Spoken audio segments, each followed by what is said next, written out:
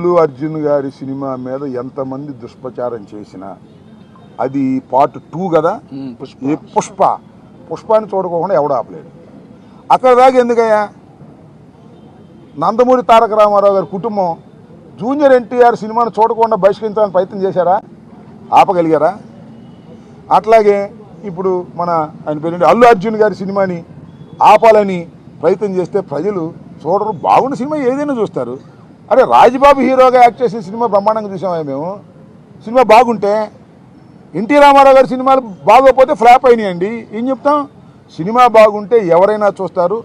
అరచేతిని అడ్డు పెట్టి సూర్యకాంతిని ఆపలేరు. అదేవిధంగా ఇలాంటి ఎదవపోకళ్ళు పోయి సినిమాని ఆపలేరు అని మరొకసారి నిరూపించేటటువంటి కార్యక్రమం వస్తుంది. అల్లు అర్జున్ అయినా లేదా జూనియర్ ఎన్టీఆర్ అయినా లేకపోతే మరొకరైనా సినిమా బాగుంటే ఎవరైనా చూస్తారు, బాగోపోతే ఎవరు చూడరు. నాకు తెలిసి అందరూ ఉవ్విళ్ళు ఊడుతున్నారు. పుష్ప 2 చూద్దాం, దానిలో ఎంత బ్రహ్మాండంగా ఉంటుందని అందరూ ఎదురు చూస్తున్నారు.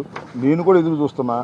మరి థియేటర్లోకి వెళ్ళి చూడాలంటే ఇబ్బందిని నేను కూడా పుష్ప 2 ఎలా ఉంటుందో చూడాలని నాకు బాగా కోరికగా ఉంది. ఎందుకంటే చాలా అద్భుతంగా పార్ట్ 1 అద్భుతంగా ఉంది కదా, హాలీవుడ్ స్టైల్లో ఉంది కదా, అందరినీ తలదన్నే విధంగా వెళ్ళాడు కదా అల్లు అర్జును. అందువల్ల బాగా జలసిగా ఉంది కొంతమందికి. మీ జలసి వల్ల మీ కడుపులు పుచ్చిపోతాయి, గుర్తుపెట్టుకోండి.